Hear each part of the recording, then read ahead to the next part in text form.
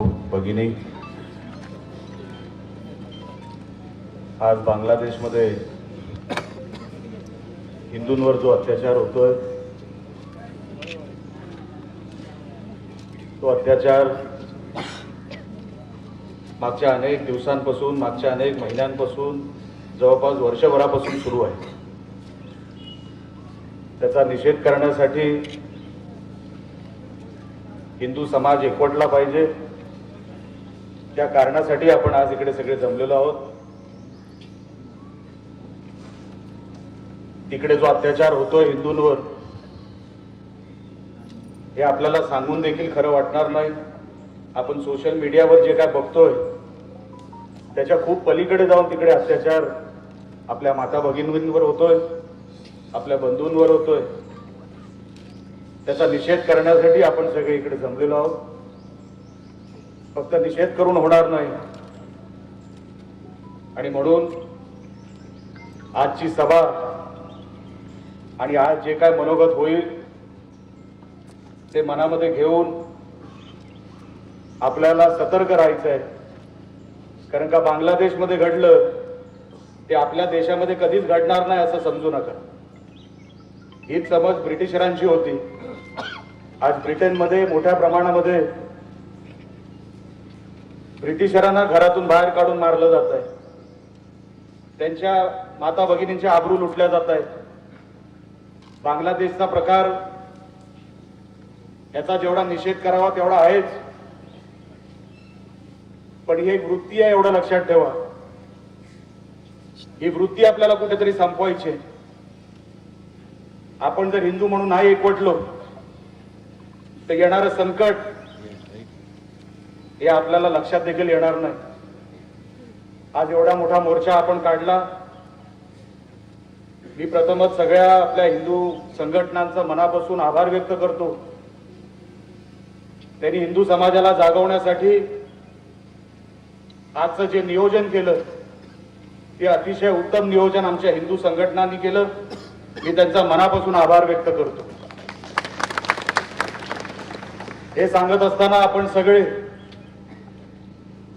जे करतोय ते समाजासाठी करतोय, ते आपल्या धर्मासाठी करतोय, एवढं विसरू नका. अनेक लोक आपल्या धर्मासाठी मेलेले आहेत, प्राण गमावलेले आहेत.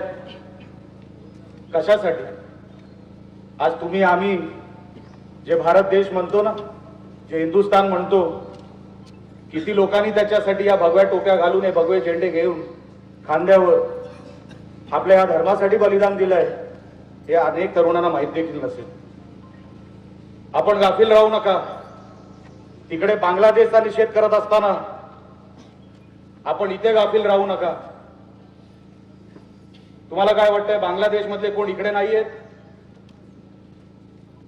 बांगलादेश हे तिकडचे मुसलमान आपल्या भारत देशात नाहीयेत.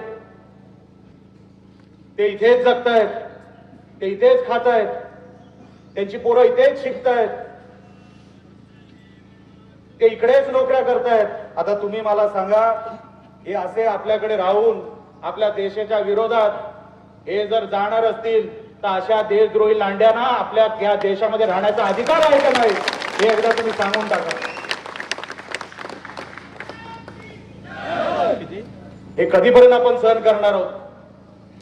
अहो, आपण हिंदू सुसंस्कृत आहोत, पण आपल्याला तर छत्रपती शिवाजी महाराजांनी हे शिकवलंय, जसा शत्रू तसा मी. आणि म्हणून रावणाला मारायला रामाला जन्म घ्यावा लागला आणि कंसाला मारायला कृष्णाला जन्म घ्यावा लागला.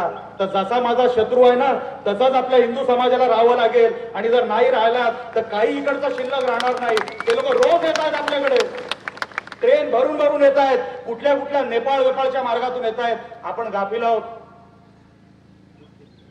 अहो, एका हिंदूच्या मागे जर दोन मुसलमान उभे असतील तर त्यांच्या हातात शस्त्र आहेत. आपल्याकडे काय दांडे आहेत? आपण कोण आहोत? आपण शांती प्रिय लोक.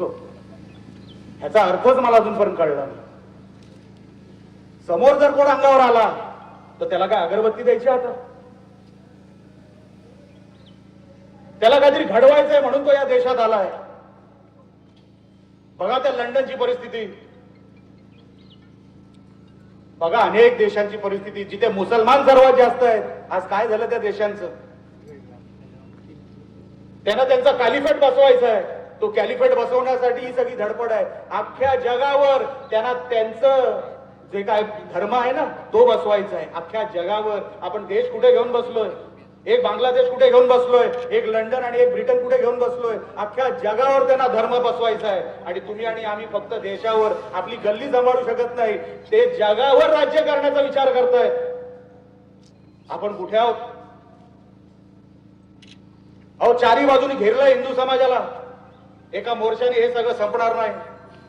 आमच्या ताई इकडे बोलल्या की हे सगळं चित्र समाधानकारक आहे, मुळेच नाही. ही सुरुवात आहे, लक्षात ठेवा. अजूनपर्यंत युद्ध संपलेलं नाही. जे आपले जवान एवढी वर्ष जिथे काही प्राणाची आहुती देऊन गेले ना, जे सगळे शहीद झाले, ते असेच नाही शहीद झाले. अहो, रोज चारी बाजूनी घेरलं जाते. आपल्याला काय माहित? आपल्याला काय माहित? आपल्या मुली पळवल्या जात आहेत. आपल्या गणपतीच्या रॅलीवर, विसर्जनाच्या रॅलीवर दगडफेक होते. आपल्या महाराष्ट्रामध्ये, आपल्या देशामध्ये होत हे सगळं. एक रॅली काढून संपणार आहे? आपल्या गणपती, आपल्या रामनवमीच्या कार्यक्रमावर दगडफेक होते. हनुमान जयंतीच्या रॅलीवर दगडफेक होतोय. आपण कुठे आहे?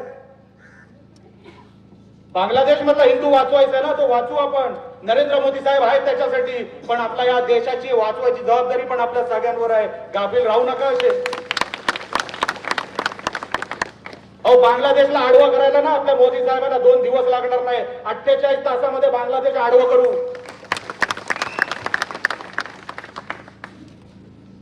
पण आपला हिंदू समाजावर आपल्याकडे एकच देश आहे. नेपाळ एक मोठा हिंदू देश होता, पण त्याची संख्या फार कमी आहे. आपल्याकडे एकच देश आहे. मुसलमानांकडे किती देश आहे? अरे, तुम्हाला नाही ना आवडत आमचा देश, तर जा ना.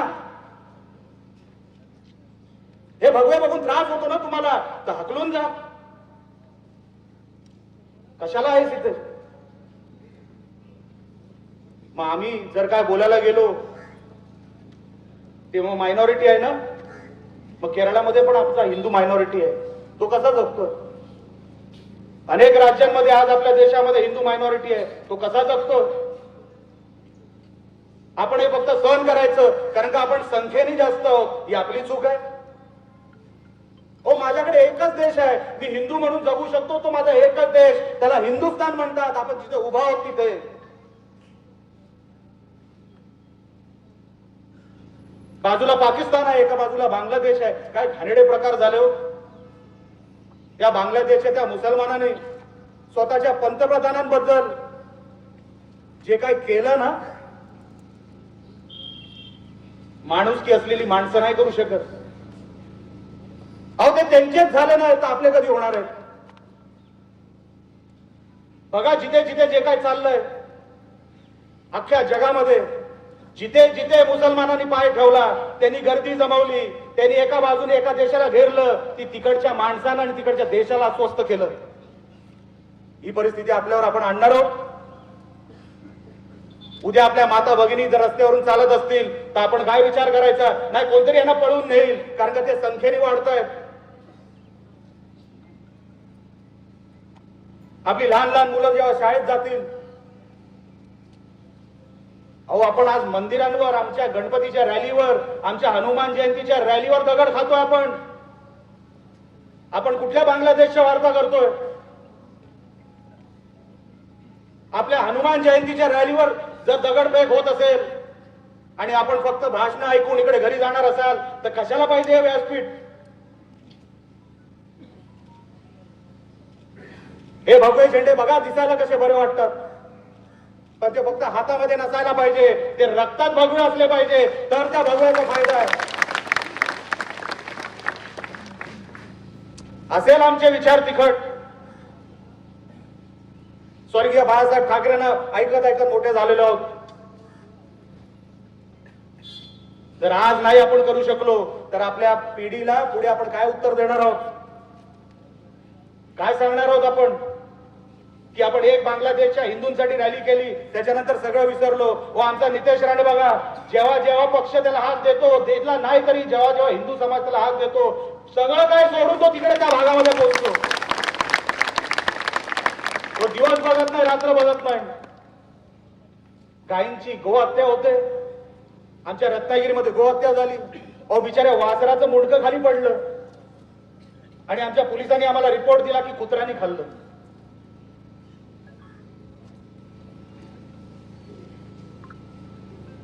विचार करा, तो दिवस आहे. आम्ही आंदोलन केलं, त्याच्यातल्या 4 लांड्यांना आतमध्ये घातलं. त्याच्यानंतर काय झालं? परत एका महिन्याने ते तसंच झालं. परत एक वासराचं तोंड खाली पडलं, मुंडकं खाली पडलं. अहो हे घाबरत नाहीयेत कोणाला, लक्षात ठेवा. यांना माहिती आहे आपण गर्दीमध्ये फक्त भाषण करणार आणि आपापल्या घरी निघून जाणार आणि संध्याकाळी टीव्ही बघणार आणि सांगणार, डार्लिंग हे सगळं काय कसं चाललंय. नाही,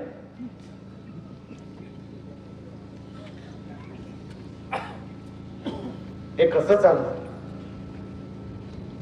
हे असं नाही चालू शकत. बघा तिकडचे सगळी लोक, बघा आपण काय करतोय. हे गोहत्येच्या नावावर आजही आपल्या जिल्ह्यातून अनेक गायी पळवल्या जात आहेत, अनेक गायी पळवल्या जात आहेत. मला आज या व्यासपीठावरून त्यांना सांगायचं आहे, जर सिंधुदुर्ग जिल्ह्यातून परत कुठल्या एका गायीला जरी हात लावला तर नाही तुमचं सगळं उद्ध्वस्त करून ठेवलं तर नावाचा राणे जाणार नाही. आणि पोलिसांना पण सांगतो, हे नको ते धंदे नको त्या जिल्ह्यांमध्ये करता कामा नये. इकडे आम्ही आहोत, लक्षात ठेवा. बाकी कुठे काय होतं मला माहित नाही, पण या जिल्ह्यामध्ये परत जर कधी गो हत्येसाठी किंवा कधी कुठल्या गायी पळवल्या गेल्या तर तुम्ही पण तेवढेच जबाबदार आहात, तुम्हालाही उत्तर द्यावं लागेल.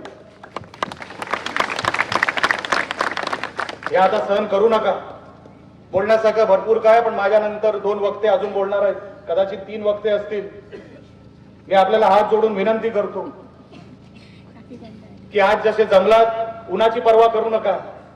एक दिवस उन्हात राहिलात तर काळं होणार नाही कोण. पण धर्म जर रोज थोडा थोडा थोडा कमी होत गेला तर नाहीसा होतो, लक्षात ठेवा. पुढच्या पिढीला आपण काय सांगणार आहोत? हिंदू धर्म कसा होता, कोण होते ते कारसेवक ज्यांनी बाबरी पाडली, कशासाठी पाडली, कशासाठी दंगली झाल्या मुंबईमध्ये, कसे तिकडे कारसेवक मेले, कसे तिकडे शिवसैनिक मेले, काय सांगणार आहोत आपण आपल्या पुढच्या पिढीला? कुठली उदाहरणं देणार आहोत आपल्या धर्माची?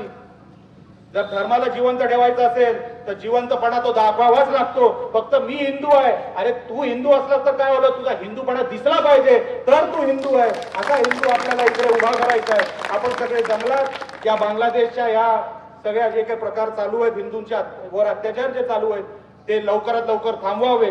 त्यांना तिथपर्यंत आपल्या देशाच्या माध्यमातून, आपल्या मोदी सरकारच्या माध्यमातून लवकरात लवकर त्यांच्या घशात हात घालून हे सगळं थांबवावंच लागेल. तोपर्यंत आपला हिंदू गप्प बसणार नाही. ह्याच्यासाठी आजची ही सभा आहे. आपण सगळे आलात त्या सगळ्यांबद्दल मी आभार व्यक्त करतो आणि इथेच सांगतो, जय हिंद, जय महाराष्ट्र.